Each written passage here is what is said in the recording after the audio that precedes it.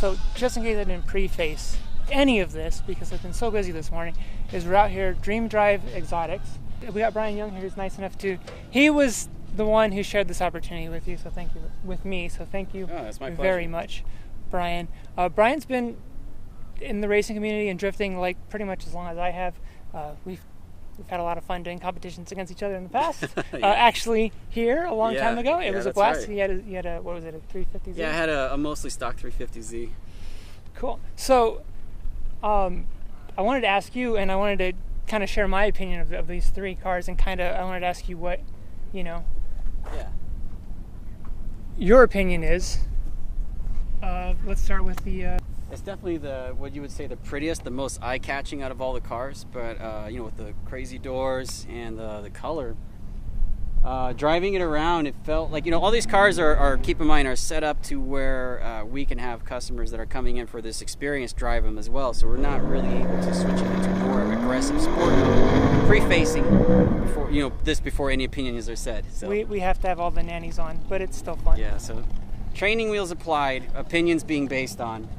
The McLaren is a great car to drive. The boost sounds incredible. It has all this awesome backfiring kickback noise when you're watching it from the outside.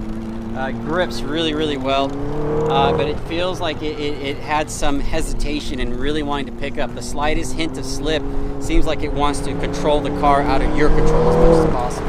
And so I'm not saying it's super unsatisfying. I enjoy driving it. It's great driving the car, but I mean, this feeling is coming from based on driving the other cars. I got something more from them, so we'll go to the Gallardo for next. Let's walk down to the Gallardo. Yeah, let's walk down that way. So still, this is a sexy looking car, man. Nobody even happy with this. Looks. Yes. And hands down, looks. This is my favorite. We'll get to this one later. Yeah, we will. Number 2. Yeah, this is and keep in mind, this is like my first time, and I'm assuming your first time as well, Ben, on driving any car from any of these brands. So these are just first-hand experience impressions, and it's almost like we feel like we're on a shopping trip, which would be nice. But anyways, this right here really made me understand why Lamborghini is as awesome as they say it is. It literally sounds like a raging bull right behind your seats. It's awesome.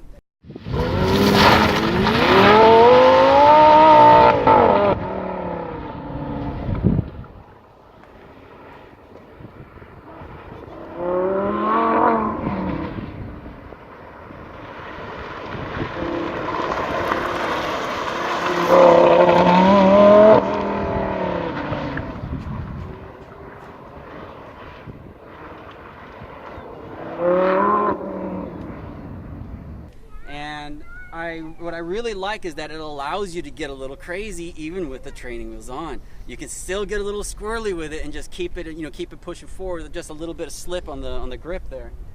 The car is it's probably the most relatable to normal cars. Very easy, seat controls, just turn the key, it starts the car, no crazy push button stuff. It just goes right straight into what you need to be able to comfortably drive the car every day and still go balls out on the track if you wanted to. That was my impression of the car, and I felt very satisfied with this car. But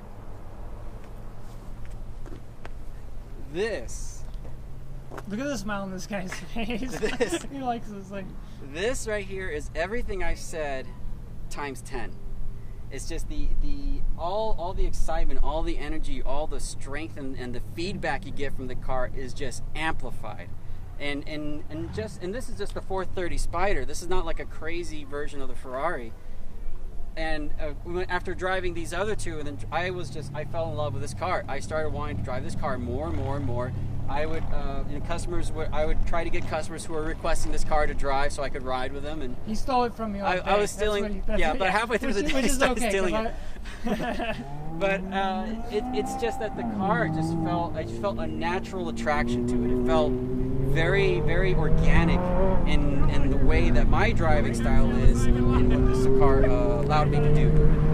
And that's where I felt that my car choice is the Ferrari. And believe me, I am not a huge Ferrari nut. I'm not a big Ferrari fan, although it sounds like I am now.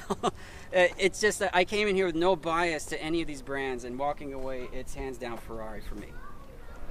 On that note, I gotta agree with Bryan wholeheartedly. I came into this not having driven any of these cars. In fact, not having driven a supercar by any standards in the past. 800 horsepower supers and stuff like that. So definitely cars that are faster and probably harder to drive and harder to control than these things. And I honestly was most excited for the McLaren to start. And maybe, I'm going to preface this, it might just be that the track that we're on it's all second gear stuff. It's, you're getting maybe to like 45, 50 miles an hour down the straight. These things are pretty very quickly, but yeah, and plus fighting all the gravel out. And if anybody's been to this drag strip parking lot, you know that it's a cheese grater. It can chunk up really bad. It really is. So where we are, we're at SIR, or Tucson Dragway, where we used to have the drift events in the past, and we're kind of using the further back section of the track of the parking lot where we weren't running the drift events in the past. So there's kind of a lot of gravel, and I would say a tendency for all these cars is they all kind of want to push, but if you get all your braking done on the straight and have a slight throttle through the turns, then they're not too bad. Now I only put a couple laps in the 430 Spider, and I have to say it's definitely an impressive car right away. And the McLaren, on the other hand, it's a great car, and you can tell launching it, how much power it has. But I think that at these speeds, like what makes that car famous, the aerodynamics, it's not gonna shine here. So my pick is definitely gonna have to go with the Lamborghini. But now we got some people to show around the cars.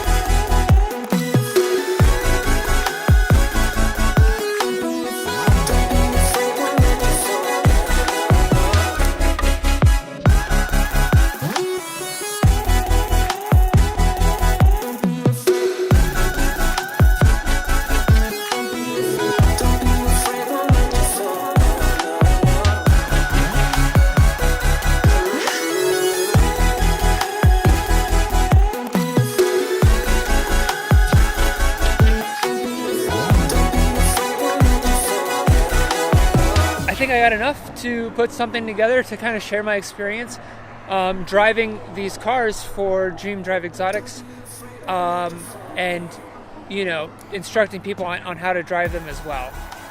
So all in all, it was a freaking blast, a fun day, and we'll get a little bit more of the sunset before it goes away, huh? This day left me with one question lingering in my head. Is a supercar worth the money? Yes, but there are some caveats. The handling of these three cars were very similar to my M Coupe, though no doubt they would outperform it at Nürburgring speeds. Also, the law of diminishing returns is in full effect. The price rises exponentially for increasingly smaller performance gains. Your wallet and willingness to make upgrades to a cheaper car is going to determine the performance envelope. Don't take my word for it though, you can test drive these cars yourself by checking out the link to Dream Drive Exotics below. I love my M Coupe, so this experience totally solidifies my want to swap in a 500 horsepower S85 V10.